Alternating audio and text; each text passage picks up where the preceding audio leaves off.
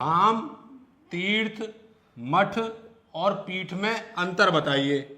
या फिर ऐसा कहें कि धाम किसे कहते हैं, तीर्थ किसे कहते हैं, मठ किसे कहते हैं और पीठ किसे कहते हैं। ठीक है, अगर आपने बता दिया तो आज आपको मिलेगा 500 रुपये का इनाम।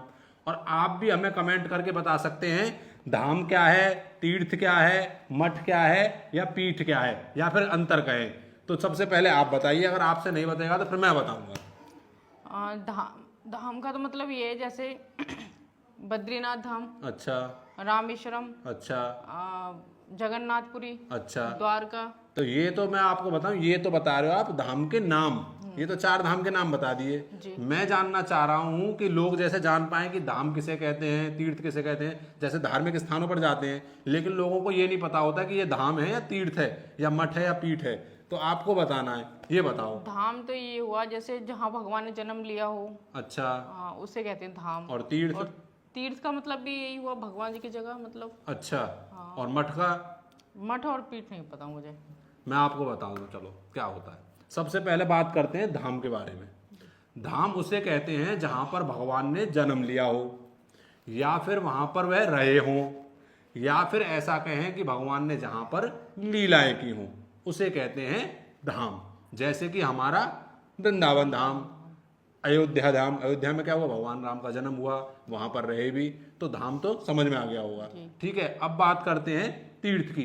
तीर्थ किसे कहते हैं? तीर्थ उसे कहते हैं जहां पर ऋषि और मुनि तपस्या करते हैं, और तपस्या करने के बाद भगवान प्रसन्न होकर के उन्हें कुछ समय के लिए दर्शन देते हैं और कहते हैं जो भी भक्त मेरा यहाँ पर आएगा उसे जो है मनवांछित फल की प्राप्ति होगी और उसका उद्धार हो जाएगा। उसे कहते हैं तीर्थ। या फिर दूसरी भाषा में कहें, तीर्थ का मतलब होता है किनारा, जो किनारे पर बसे हुए हैं। जैसे किनारे पर क्या है, जैसे कि हमारे जो नदियां हैं, जो गंगा हैं, जैसे गंगा के किनारे जैसे आप देखते हैं प्रयागराज है, क्या है, गंगा यमुना सरस्वती के किनारे पर बसा हुआ है। ठीक है, काशी है आपका, हरिद्वार है आपका, ऋषिकेश है आपका, तो ये क्या हो गए, तीर्थ हो गए। ठीक है, अब बात कर लेते हैं मठ की।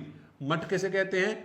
मठ उसे कहते हैं जहां पर गुरु और शिष्य धार्मिक शिक्षा के बारे में जो है चर्चा करते हैं और उनको जीवित रखते हैं और आने वाली पीढ़ी को जो है धार्मिक शिक्षा प्रदान करते हैं, उसे कहते हैं मठ।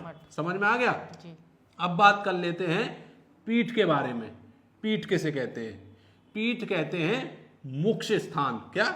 मुख्य स्थान। जैसे कि आपका विद्यापीठ, विद्या क्या हो गया, आपका जो है शिक्षा का केंद्र हो गया, उसे कहेंगे पीठ। या फिर जैसे आपका शक्तिपीठ, शक्तिपीठ क्या हो गए, आप जानते होंगे, जहां पर हमारी देवी माताएं हैं उनका जो है वहां पर स्थान, उसे कहते हैं पीठ। तो उम्मीद करता हूं आपको जो है धाम और तीर्थ और मठ और पीठ में अंतर समझ में आ गया होगा।